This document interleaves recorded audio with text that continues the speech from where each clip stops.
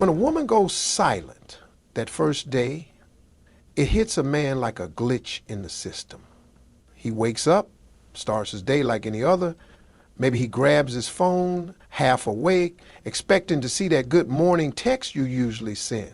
But it's not there, and at first, he doesn't think too much of it. Maybe she's tired, maybe she's got a busy morning. He tells himself that, just brushes it off. But that little alert that never came, that right there is the first signal that something is off. And even if he won't admit it, even if he goes through his day like everything's normal, that silence is already crawling under his skin. He goes to work, does his usual routine, but something just ain't clicking. He checks his phone more than usual. And every time it lights up, every time a notification pops in, he thinks maybe, just maybe, it's you. But it's not. It's group chat nonsense, it's emails, it's news alerts, but it ain't you. And that's when the questions start creeping in. Did I say something? Did I forget something important? See, men act like they don't miss nothing, but the moment things feel different, they start scanning the last 24 hours like a detective on a cold case. He replays the last conversation y'all had, word for word. He rewinds it in his mind, trying to catch the moment your energy shifted, but he won't say anything, not yet. He'll just keep watching the silence grow, hoping you'll break it. The thing is, a man doesn't feel silence the same way a woman does. Y'all are tuned into emotion, into tone, body language, pauses, all of that.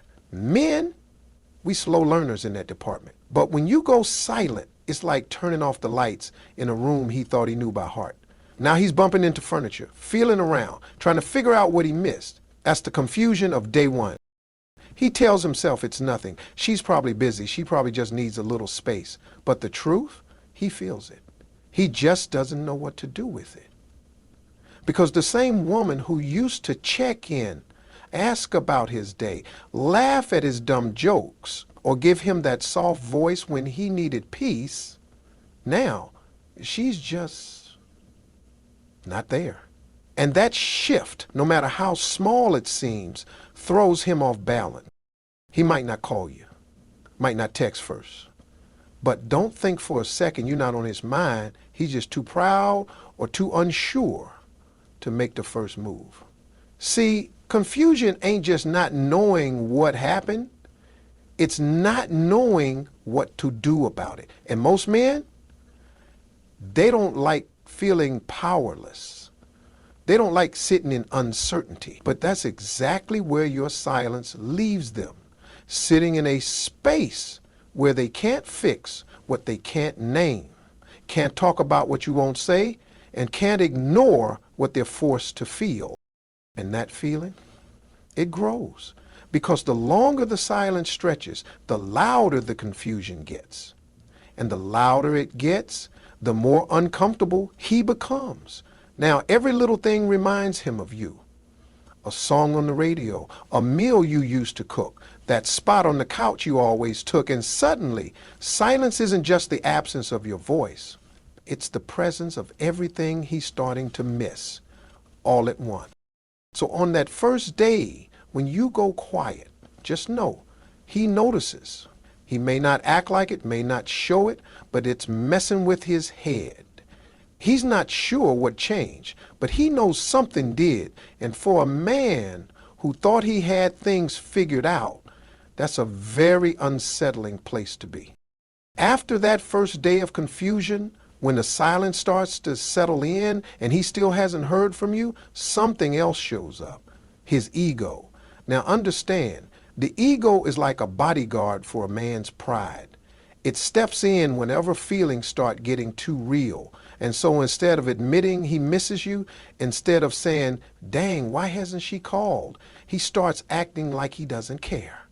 He tells himself, oh, she being quiet? All right, cool. I can do that too. Now the silence becomes a game. But it ain't really a game. It's a defense mechanism. This is where the mask comes on. He'll go about his day louder than usual, like nothing bothers him. He might even post a little something on social media to look unbothered. Throw up a gym selfie, a clip of him out with the fellas, some vague little quote about protecting your peace. But deep down, that silence is bothering him. He's just trying not to show it. He's battling between what he feels and what he wants to look like. And for a lot of men, looking unaffected is more important than admitting vulnerability. The ego starts whispering lies in his ear. She's just being dramatic. She's probably trying to manipulate me. She just wants attention. The ego will tell him anything to keep him from taking responsibility. Because once a man admits that your silence has weight, that it actually hurts, then he has to start asking himself the hard questions. And most men don't like going there unless they absolutely have to. So instead, he puts up this front. He waits for you to break first. He assumes you'll text eventually. She always comes back, he tells himself. But this time feels different. There's something about your silence that has a different energy. It ain't passive aggressive. It ain't about punishment. It's just, still. And that stillness is powerful because now he has to sit with himself, and his ego doesn't know how to handle that. He starts watching the phone without watching it, keeps the ringer on loud just in case, tells himself he doesn't care. But every time it buzzes, there's a flicker of hope that maybe it's you, but it's not. And each time it isn't, that ego gets a little weaker, but still he holds the line.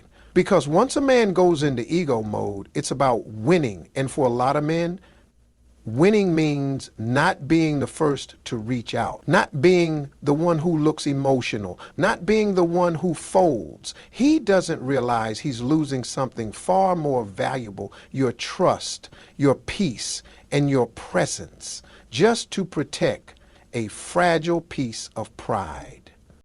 He might talk to his friends, but he'll never let on that he's affected. If he brings it up at all, it's casual. Yeah, she's tripping. She's just quiet. She'll hit me when she's ready. But even while he says that, there's that voice in the back of his mind asking, what if she doesn't? He's not ready to answer that question. Not yet. So he stalls. He stays in ego. Not because he's strong, but because he's scared. Scared that reaching out might mean admitting fault. Scared that you might not respond. Scared that silence might be your way of saying, I've had enough. And even though he's trying to act like it's all good, your absence has created a space in his life that he can't fill with noise or pride or pretending. But instead of facing that space, he lets his ego drive. And ego doesn't take you anywhere good. It just keeps you stuck in circles while the clock keeps ticking and the silence keeps speaking louder than words ever could. By the time the silence is stretched into the third day, something shifts in a man's mind. The ego that had him puffed up starts to deflate just a little. That pride he was standing on so confidently, it's starting to feel shaky because now it's not just quiet, it's uncomfortable, it's awkward, it's starting to feel intentional. You still ain't called, you still haven't sent that just checking in text, you haven't said a word, and that's when the replay began. Now he's sitting there going through conversations in his head like a movie editor, scene by scene, frame by frame. He's trying to figure out when it started, was it that joke I made she didn't laugh at? Was it that time I didn't text back fast enough? Maybe I missed something she was trying to say. And every time he replays it, he finds something new that might have meant more than he thought in the moment. Because here's the truth. Men don't always catch the shift when it's happening. They see the signs. Your shorter replies, the way you stop reminding them of things, how you pull back a little. But they don't always process it in real time. They assume things are fine, that if it's really that serious, you'll bring it up. But when you go silent instead, it forces them to rewind and finally listen to everything they didn't hear before. So now he's thinking, really thinking, not just about what you did, but what he did or didn't do. The little things start popping up in his mind. The way you looked at him when you said something important and he brushed it off. The text you sent that he left on read for 2 hours thinking it wasn't urgent. The tone in your voice the last time y'all talked. That tiny hesitation before you said, I'm fine. Back then, he missed it. Now, it's on loop in his mind. And let me tell you something. A man can drown in the silence just from playing those mental replays. Because once he starts looking at his own behavior through your silence, it starts to sting. Regret starts to whisper things he didn't want to hear. You should have answered her call right away. You should have told her she looked beautiful that night instead of assuming she knew. You should have asked how she really felt instead of assuming she was okay. That's what silence does. It gives him space to see the things he didn't take seriously until now. He might not tell anybody about this. He won't say, man, I think I messed up. No, he'll just sit with it quiet.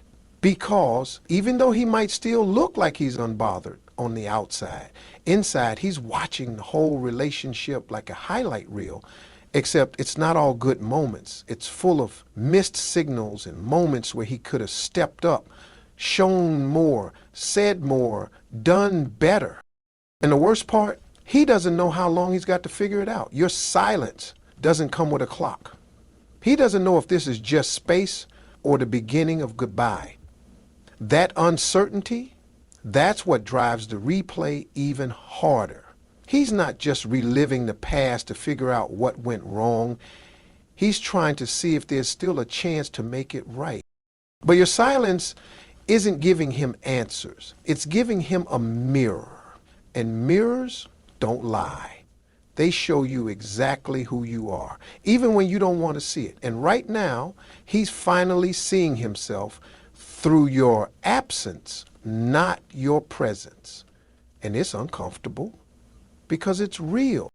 Now we're on day 4, and by now, that silence isn't just quiet, it's heavy. It's in the air, it's in his thoughts, it's in everything he touches.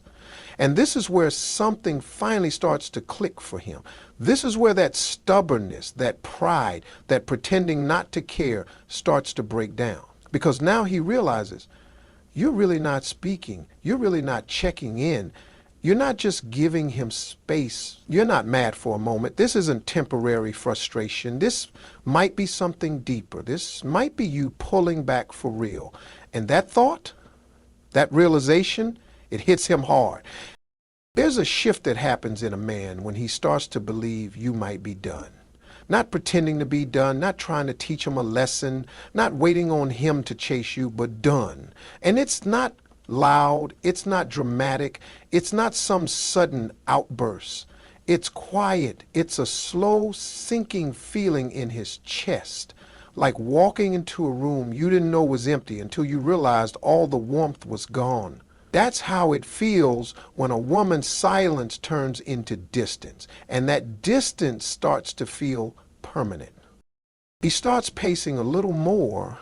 Maybe he picks up the phone, thinks about calling, but doesn't. He types out a text, reads it, erases it. Because the truth is, he doesn't know what to say. Hey, you good? Feels too weak. I miss you feels too vulnerable.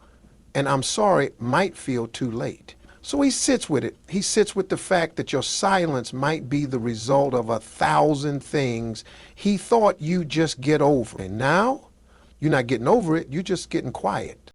And silence, real silence, is terrifying to a man who was used to being the center of your world.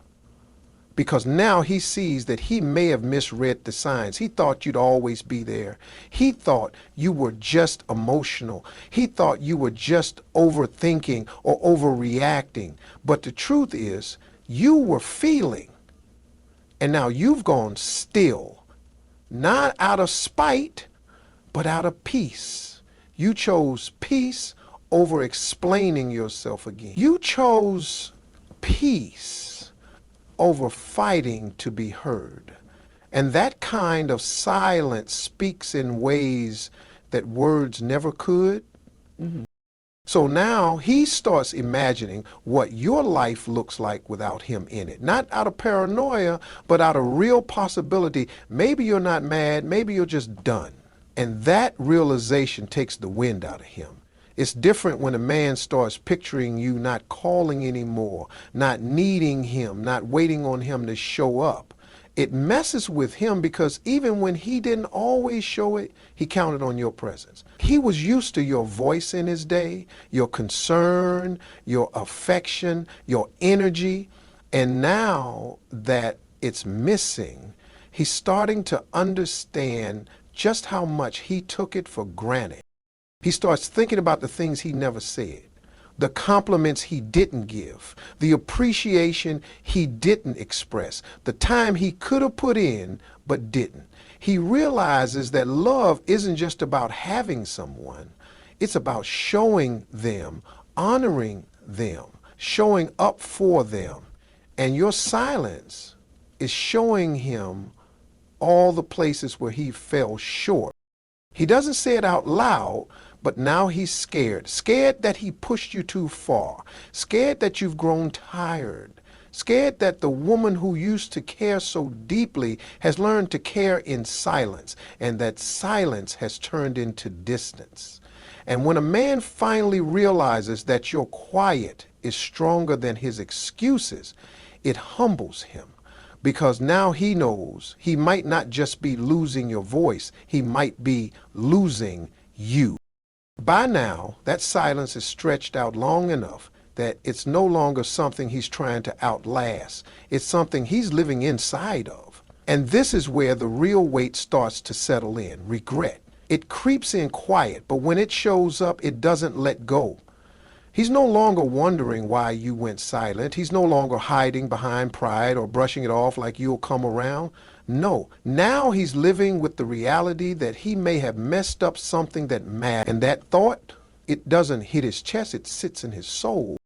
He starts replaying everything, not just to figure out what went wrong, but because he misses you deeply. He starts craving the things he used to take for granted. Your voice, your presence, the little way you checked on him, the way you said his name like he meant something. And now, in the absence of all that, he realizes just how much of it he didn't pour back into you. He regrets being dismissive, regrets all the moments you were trying to communicate and he gave you surface level answers, regrets brushing off your emotions like they were too much, regrets acting like you'd always be there, like you didn't have limits, like he could just show up half-hearted and expect you to carry the rest. Now he sees it for what it was, not love, but convenience. You were loving him fully while he was giving you whatever was left after his day, his stress, his distractions. And now you've given him nothing. And he's starting to realize how loud nothing can be. He regrets not being present because now he remembers the way your eyes started to dim when you were talking and he wasn't really listening. He remembers how your "I'm fine" started sounding more and more believable to him, not because it was true, but because he stopped caring to ask twice. Now, that replay hits different. Now he's seeing all the ways you were still showing up, even when you were hurting. And he's realized you were exhausted. You weren't trying to leave. You were hoping he'd notice you fading, and he didn't. He regrets choosing silence when you needed words, regrets choosing ego when you needed reassurance, regrets choosing distance when you were begging, without begging, for closeness, because now he sees that silence isn't punishment, it's protection. You stop speaking not to hurt him, but to finally honor yourself. And that stings because he never expected you to choose yourself over the version of love he was giving you. Now he's scrolling through old messages, reading things he never really read the first time, messages where you poured your heart out, asked him to be more intentional, told him you needed to feel prioritized. Back then he thought it was just another talk. Now he reads them like final warnings, and every line cuts deeper because it reminds him. You told him. He regrets not fighting for you while he still had the chance. Because now he's stuck wondering if it's too late, wondering if you've already detached, wondering if someone else might show up for you in the way he failed to. And that thought, that's the one that really breaks him. Because regret isn't just about what you did wrong. It's about knowing you can't undo it. You can apologize, you can change, but you can't rewind time. You can't undisappoint someone. So he sits with it, regret burning slow in his chest, silence surrounding him like a lesson he can't skip. And all he can do now is hope. Hope he didn't realize everything too late.